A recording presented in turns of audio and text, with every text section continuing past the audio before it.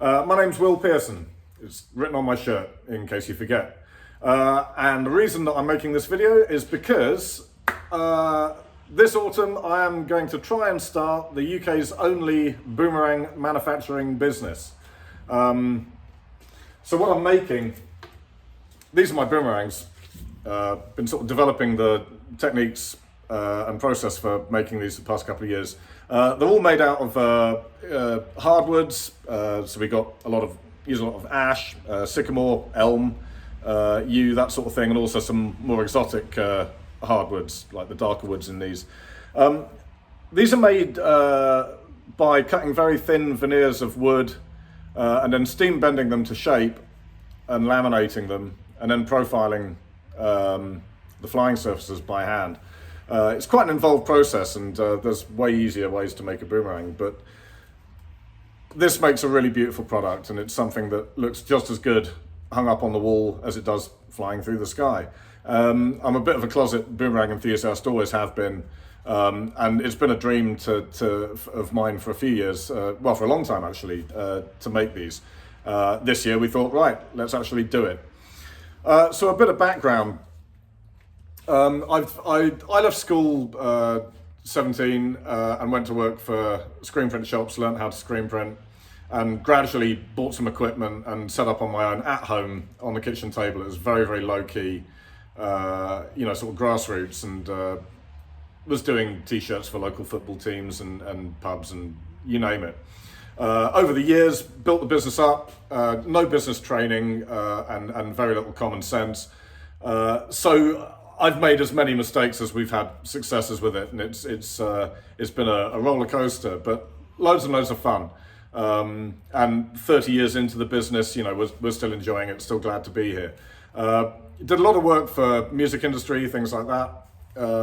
Worked with some great bands, producing t-shirts, a lot of posters, limited edition silkscreen posters, stickers, all sorts, and it's just been a really, really creative process over the years.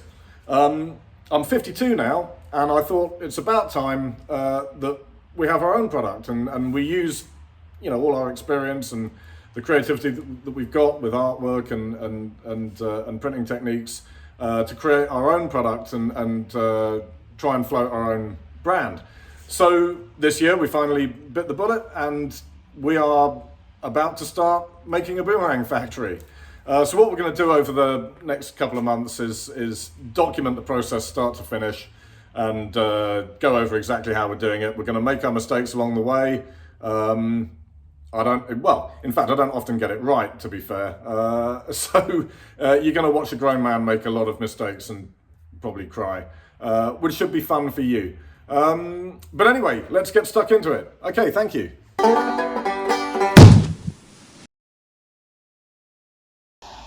Okay, here we are, sunny Cornwall, nice and early in the morning, and we're going to get started. What I'm going to do, I'm going to show you around Phantom Screen Print, which is the existing business, and how it is at the minute, and over the next few videos you're going to see a transformation into a Boomerang Factory. So let's go.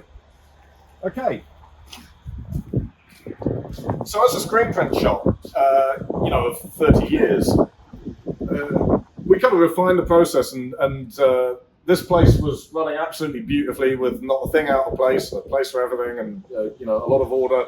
In the last year, we've been trying to develop the boomerang process, and it's just turned the place into absolute chaos. We've got stuff everywhere. There's a lot of stuff moving out. There's a lot of new stuff moving in, and lots going on.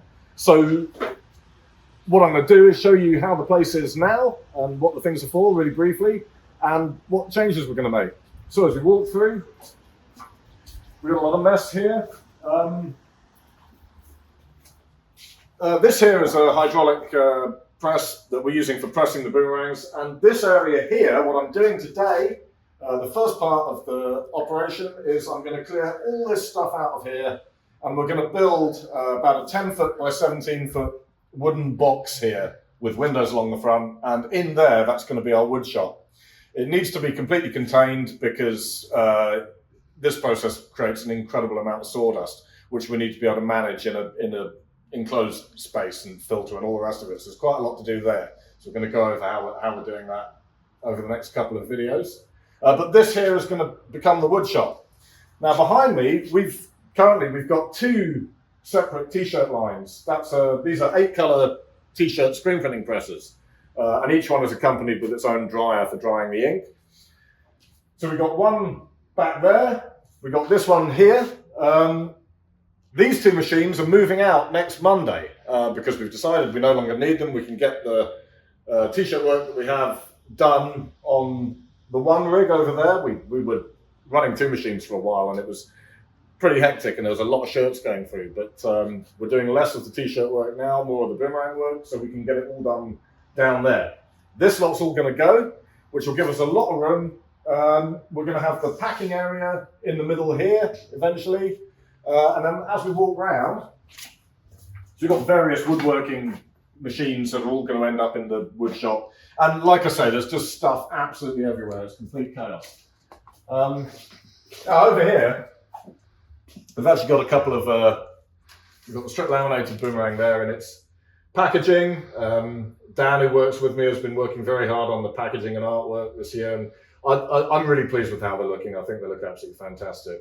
We've also got the baby brother, which is the Boomerang, which is a less expensive I say it's a starter boomerang. We've got a lot of guys who've got a lot of experience with throwing boomerangs and they love them as well.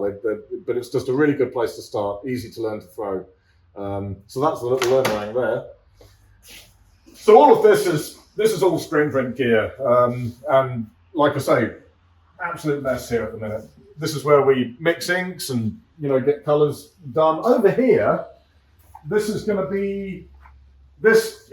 little sticker printing press. So, all our stickers are going to be produced screen print, traditional way.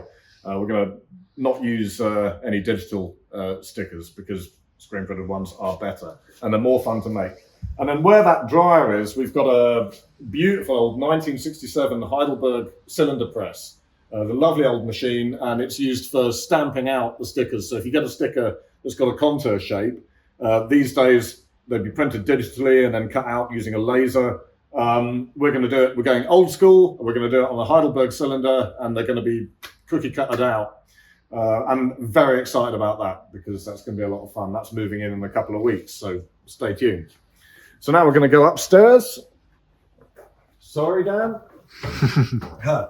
Dan's our cameraman, as well as doing pretty much everything else around here. So up here, this is a mezzanine that we put in a few years ago because we needed more space. We're working out of about 2,000 square foot in here. This is all to do with stretching screens. This is Dan's area here, really. This is all artwork and film preparation, all that sort of stuff. Over here, this is our hand bench.